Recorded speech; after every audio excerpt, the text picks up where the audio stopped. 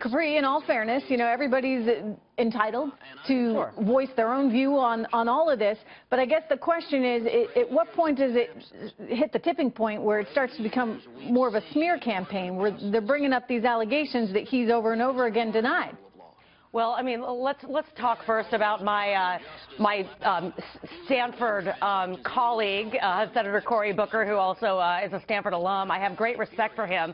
But at the same time, I think we need to remember that he is breaking with precedent to be a sitting senator, to testify against a nominee. The advise and consent process is incredibly important, one that United States senators need to take very seriously and one that they have an obligation to fulfill. At the same time, you know, we're really at a point where there is, I think, a point where individuals, as they are trying to go through the vetting process, we need to stick to facts rather than theatrics. And do you think that Cory Booker is more on the theatrical side, shall we say, because it serves his political purpose right now? Capri? Yes, absolutely. I mean, I think what Cory Booker is trying to do here is set himself up for 2020. And that is a little too much. Again, there are significant and stark contrasts between Senator Jeff Sessions and his voting record, and at the same time, you know, there is an obligation for these United States senators to engage and to bring these issues out and to address what the Department of Justice has jurisdiction over. But when you testify, that is a little bit too much, in my opinion. You know, he's got Cory Booker against him, and the liberals can point to Booker, I guess, as their hero. But, you know, a lot of liberals actually aren't expected to vote against him. In fact, as I look at something that Democratic Senator Chris Coon, actually we have some more protests, multiple protests, as we said, going on here today. It looks like there's a few more. Let's listen in and just watch what's going on.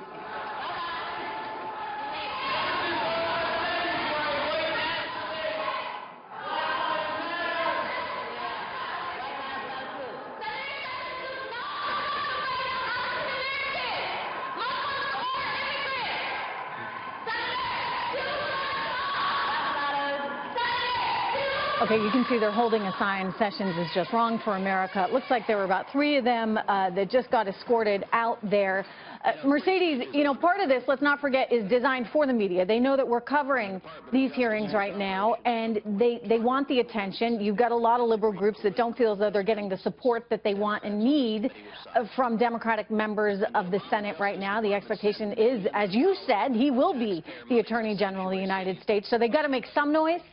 Absolutely. I mean, we talk about the theatrics. I think you look, for example, in the case of the Cory Booker, where he actually, in a recent event, basically praised Jeff Sessions, and now he's coming out and speaking against him. On another note is the fact that Jeff Sessions has actually bipartisan accomplishments. He's worked closely with the late Senator Ted Kennedy, with Senator Dick Durbin.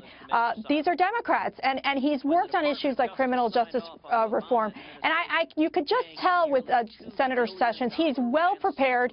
He's aggressively prepared and ready to address the different issues that he's going to face as Attorney General at the Department of Justice. All right. Well, again, never a dull moment these days. Thank you so much. It's good to see both of you, Mercedes and Capri.